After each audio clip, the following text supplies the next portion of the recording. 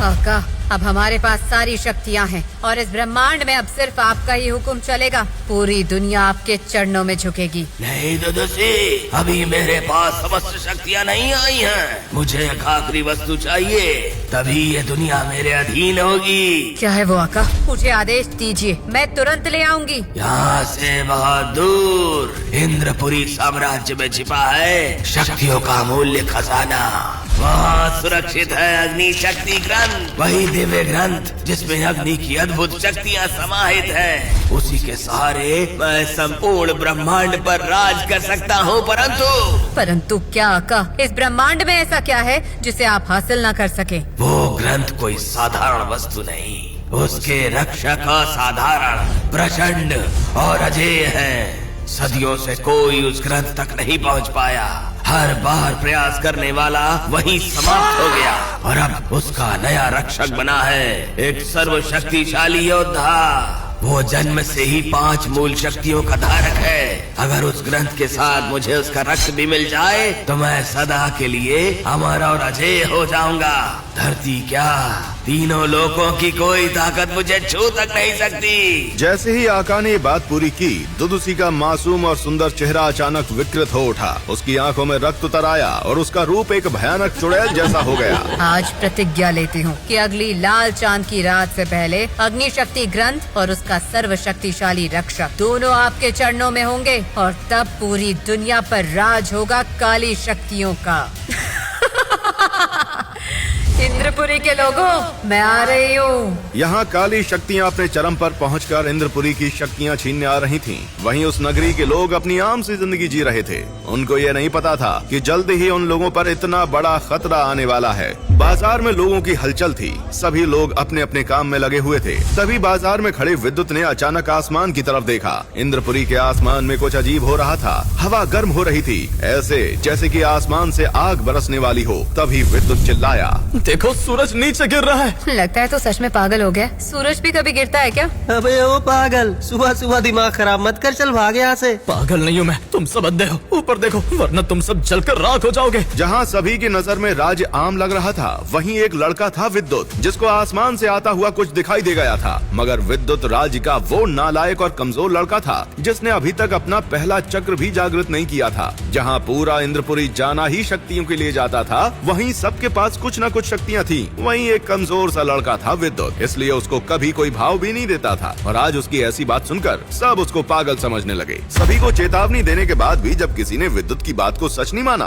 तो वो खुद को बचाने के लिए जंगल की ओर भाग गया। लेकिन तभी राजमहल से हवा की रफ्तार से एक योद्धा निकला। शायद उस योद्धा को भी आसमानी हलचल का पता चल गया था। शायद उसने भी वो देख लिया था जो विद्युत को दिख रहा था और उसने नीचे गिर रहे उस आग के गोले को हवा में ही थाम लिया। तभी बाजार में खड़ा एक लड़का चिल्लाते हुए बोला, अरे ये तो ऋतिक वेदा है, इंद्रपुरी के रक्षक। लेकिन वेदा ने जिस आग के गोले को थामा था वो कोई उल्का पिंड नहीं था, बल्कि वो एक महान योद्धा था, सिल्वर थामा, जिसे देखकर वेदा ने कहा, थामा, आप यहाँ इस हालत में? ऊपर सब ठीक तो है ना? थामा भी एक महान रक्षक थे जो सालों से इंद्रपुरी साम्राज्य की रक्षा करते थे ताकि कोई भी बाहरी काली शक्ति साम्राज्य में न आ सके। ऋतिक वेदा के ऐसा पूछने पर थामा ने जो जवाब दिया, उसने ऋतिक वेदा के पैरों तले जमीन खिसका दी।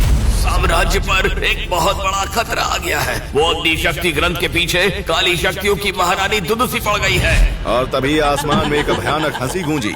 वो थी अधर्मपुरी की क्रूर योद्धा दुदुसी, जो जितनी खूबसूरत थी उससे कहीं ज्यादा जालिम भी थी। अरे वाह, 2 बूढ़े योद्धा एक साथ। लेकिन वेदा, मुझे तुमसे नहीं, इस बूढ़े थामा से कुछ चाहिए। इसे कहो कि अग्नि शक्ति ग्रंथ मुझे दे दे, नहीं तो क्या? ये ग्रंथ मेरी जिंदगी की पूंजी है, इसे मैं अपने वारिस को दूंगा, तेरी जैसी गिद्ध को नहीं। ये सुनकर दुदुसी भड़क उठी। उसने थामा पर वार करने के लिए अपना जलता हुआ भाला निकाला, लेकिन तभी अग्नि शक्ति ग्रंथ थामा के हाथ से छूट गया और सीधा जाकर गिरा जंगलों में। ये तुमने ठीक नहीं किया। वो ग्रंथ मैं वापस लेने आऊंगी बहुत जल्द। दुदुसी गुस्से में ऐसा बोल के वहाँ से चली गई और उधर सबके द्वारा हारा हुआ विद्युत जब गहरे जंगल में पहुँचा, तभी जंगल की घनी झाड़ियों में उसे कुछ चमकता हुआ देखा। विद्युत उस ओर बढ़ा। जैसे उसने पत्तों को हटाया, उसके सामने पड़ा था अग्नि शक्ति ग्रंथ, वही ग्रंथ जिसे आचार्य थामा ने साम्राज्य के जंगलों में छुपाया था। ये क्या है? विद्युत को नहीं पता था उसके सामने रखा यह ग्रंथ पूरे साम्राज्य की किस्मत बदलने वाला था। उसने जैसे ही जिज्ञासा में हाथ बढ़ाकर ग्रंथ को छुआ, अगले पल ग्रंथ से अग्नि की लपटें उठी और सीधा विद्युत के शरीर में समा गईं। ये हो क्या रहा है? उसके शरीर में अजीब सी हलचल होने लगी। कभी ऐसा लगा जैसे उसका लहू जल रहा है, तो कभी जैसे कोई अदृश्य शक्ति उसकी आत्मा को खींच रही है। विद्युत के हाथ कांपने लगे, उसकी आंखों से लाल अग्नि ज्योति झलकने लगी।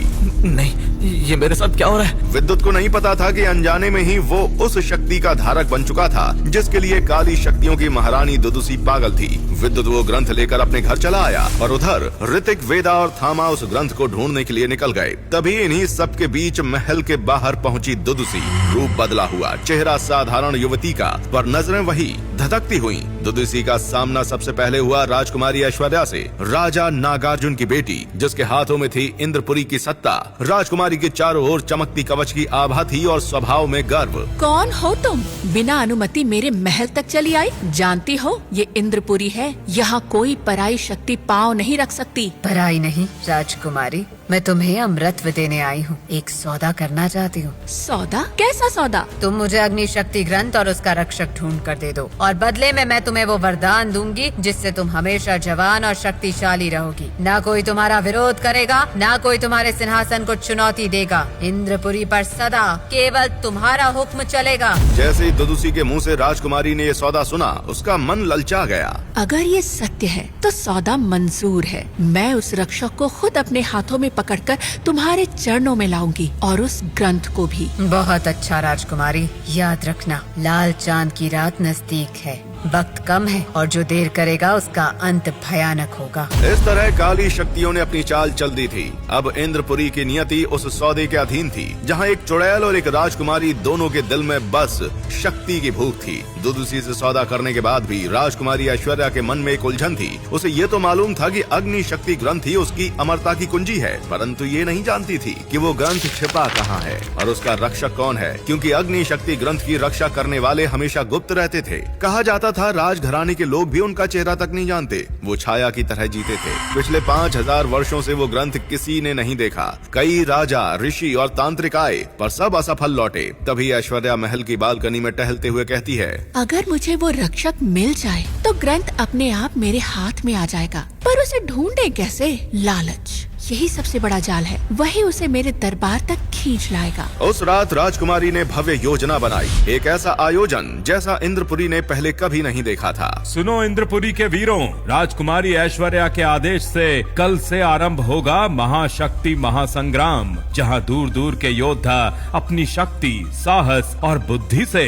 इंद्रपुरी की पराकाष्ठा सिद्ध करेंगे। विजेता को मिलेगा दिव्य गुफा में प्रवेश का अवसर, वही गुफा जहां कहा जाता है कि इंद्रपुरी की समस्त शक्तियों का भंडार सुरक्षित है। जय राजकुमारी ऐश्वर्या, जय इंद्रपुरी। ऐश्वर्या जानती थी कि जो भी सच्चा रक्षक होगा वो इस चुनौती को ठुकरा नहीं पाएगा, क्योंकि दिव्य गुफा का नाम सुनते ही हर रक्षक के भीतर की शक्ति स्वयं उसे खींच लाती है। अगले दिन महाशक्ति महासंग्राम का आरंभ हुआ और पूरा इंद्रपुरी नगर उत्सव में डूब गया। राजमहल के प्रांगण में स्वर्ण स्तंभ खड़े थे, आकाश में झंडे लहरा रहे थे और मंच के केंद्र में बैठी थी राजकुमारी ऐश्वर्या। हर किसी की आंखों में बस एक ही लालच था, दिव्य गुफा का प्रवेश द्वार। पर ऐश्वर्या की निगाहें किसी और पर थीं। वो हर योद्धा को ध्यान से देख रही थी। तभी भीड़ के कोने से प्रवेश करता है एक साधारण सा युवक, सामान्य वस्त्रों में पर जिद्दी युवक, विद्युत। जैसे ही वो सभा में पहुंचा, राजकुमारी ऐश्वर्या ने उस पर तंज कसना शुरू कर दिया। ओ कमजोर विद्युत, ये मुकाबला इंद्रपुरी साम्राज्य के वीर योद्धाओं के लिए है, तुम्हारे जैसे 1.5 पसली लड़कों के लिए नहीं।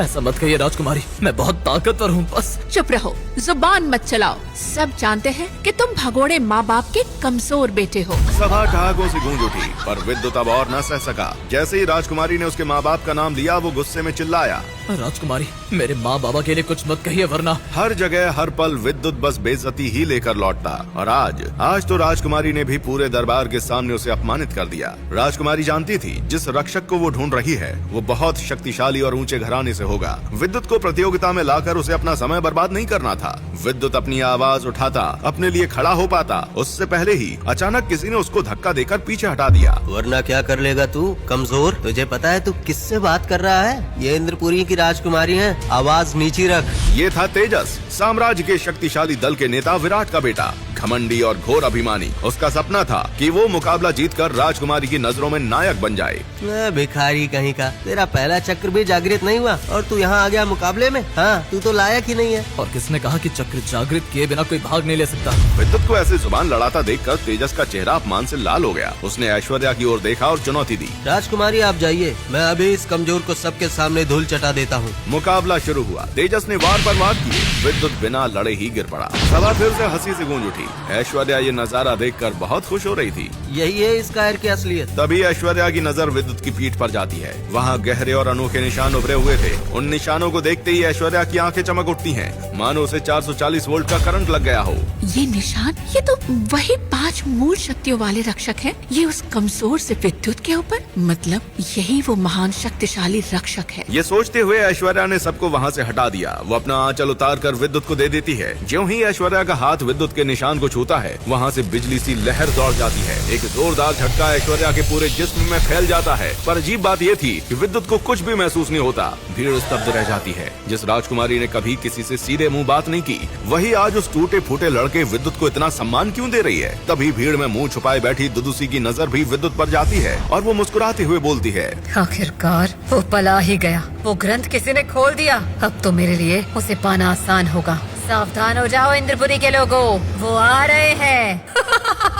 आखिर कौन है ये विद्युत? एक लाचार सा कमजोर सा लड़का कैसे बन गया एक ग्रंथ का रक्षक? क्या था उसका अतीत? कौन थे उसके माँ बाप? और वो कहाँ गायब हो गए थे? जब राजकुमारी ऐश्वर्या को विद्युत का सच पता चल गया तो उसकी अगली चाल क्या होगी? क्या दुदुसी अपने मकसद में कामयाब हो जाएगी? क्या ऐश्वर्या के साथ मिलकर वो ग्रंथ और विद्युत दोनों को ले जाएगी? और क्या होगा जब राज के रक्षकों को अपनी ही राजकुमारी के धोखे के बारे में पता चलेगा? इन सभी सवालों के जवाब जानने के लिए अभी नीचे दिए गए लिंक पर क्लिक करके डाउनलोड कीजिए पॉकेट FM और सुनिए रोमांच, तिलिस्म और भावनाओं से भरी विद्युत की होश उड़ा देने वाली कहानी ब्रह्म योद्धा द डिस्ट्रॉयर, सिर्फ और सिर्फ पॉकेट FM पर, वो भी बिल्कुल फ्री में।